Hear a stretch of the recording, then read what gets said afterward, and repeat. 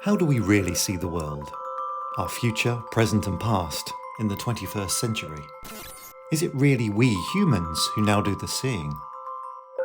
It's only a matter of time that you can actually, when you make lifelike reconstructions to connect this with robots or computers, this is the next step. In the early 1980s, 87 graves of men, women and children from the Mesolithic period were being excavated on Sweden's southern coast. But one set of remains, known as Burial 22, caught the eye of archaeologists. Jag tror inte det egentligen finns någon sån vedertagen tolkning, utan det är nog att de som träffar henne eller ser henne känner ju ofta då att ja, men det är någonting speciellt. Eller hon väcker väldigt många frågor och vi har väldigt få svar. This is the story of how an important figure from our ancient past was brought vividly back to life. By hand. But also by cutting-edge technology. This is how our history is virtually talking to us.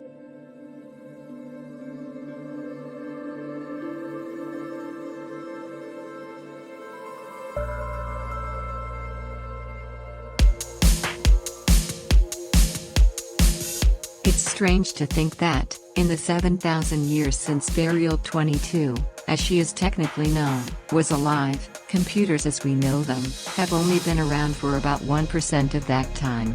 But in the blink of an eye they are now not only defining what our future will look like, but giving us incredible glimpses of our past straight from the wildest dreams of historians from only a decade or two ago. But let's get on with it, shall we? Two key people in Burial 22's reconstruction can tell you their stories.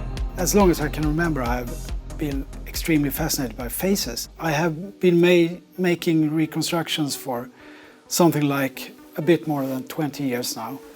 Reconstructions here in Sweden for the Vasa Museum, the victims from the ship that sank, as well as facial reconstruction from a man buried in the stone circle of Stonehenge in Britain, and also reconstructions for the Mary Rose. I think I've made something like 80 or 85 reconstructions so far, so it has become quite a lot of faces during these years.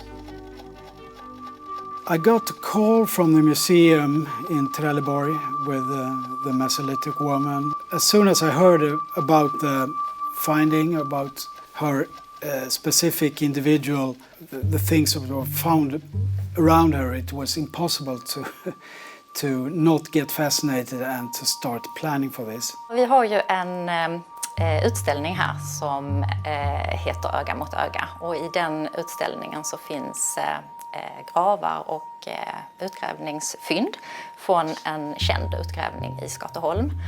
Och det är en väldigt speciell utgrävningsplats med över 80 gravar som på sin tid, när den grävdes fram på 1980-talet, så var den liksom helt exceptionell. This site in southwest Sweden dated back to the Mesolithic period, aka the Middle Stone Age, a time of hunter-gatherer communities who had gradually moved up into Scandinavia from Central Europe after the last Ice Age. Det är faktiskt människor som har levt här för 7000 år sedan och som fortfarande kan berätta någonting för oss. Så vi ville levandegöra någon av dem. Så det stod högt på vår lista av vad vi önskade oss. Det var en fin rekonstruktion utav någon från den här Skateholmsutgrävningen. But uncovering this fascinating discovery was just the first step. Recreating a lifelike resemblance from someone's 7,000-year-old remains wasn't going to be easy. The first step when you make a reconstruction is to get a copy of the skull that you are about to reconstruct the face of. So first of all, I need to make a CT scanning or hand scanning of this. I get a very high quality 3D photo documentation that can be processed in a computer, and later on you can print this with a 3D printer. But once I have the copy of the skull, I can start to make analysis of what makes this person unique. With help from an osteologist to establish the individual's sex, age, ethnicity and estimated weight, Oscar painstakingly begins building the face in clay, layer by layer, muscle by muscle, all informed by his scientific knowledge of tissue depths, structure and tiny clues revealed by the skull. Incredibly, there are even techniques to accurately recreate features such as the nose, mouth and eyes. When our brains try to identify a face, we seem to be very concentrated on the overall shape of the face, if it's a long face or a more round face, but also the proportions of the face, the relation, the distance between eyes and mouth and the nose in particular. And when you think about it, all these things already are in the cranium, in the skull. So knowing this, I can produce a face that hopefully, if we could go back in time, she would have been identified by her relatives or her friends, that they could see that, yes, this is this woman. So this is the aim. I try to find this quality in the reconstruction.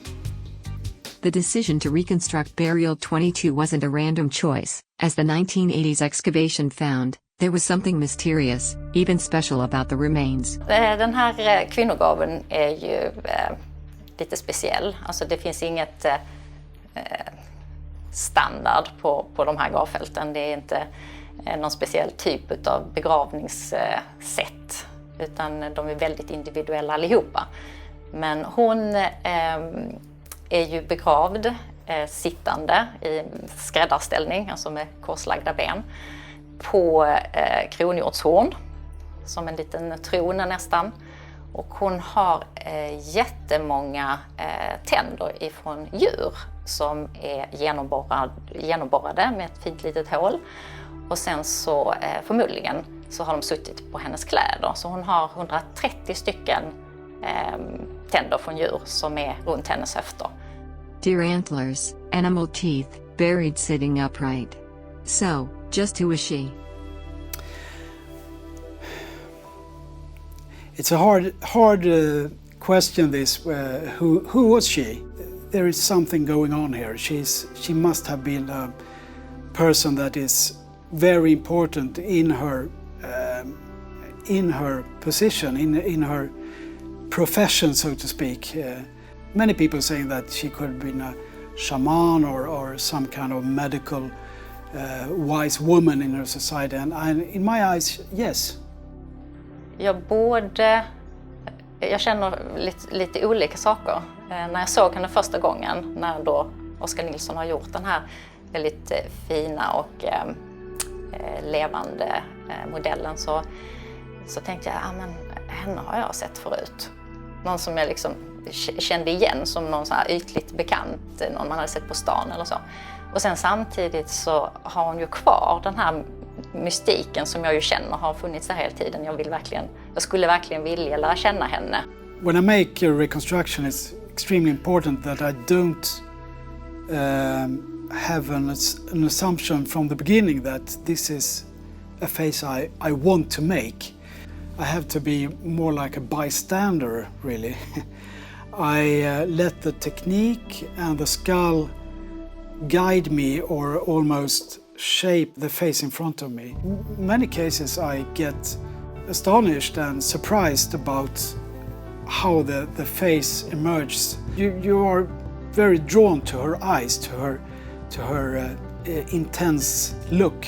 And I would say this is something that is actually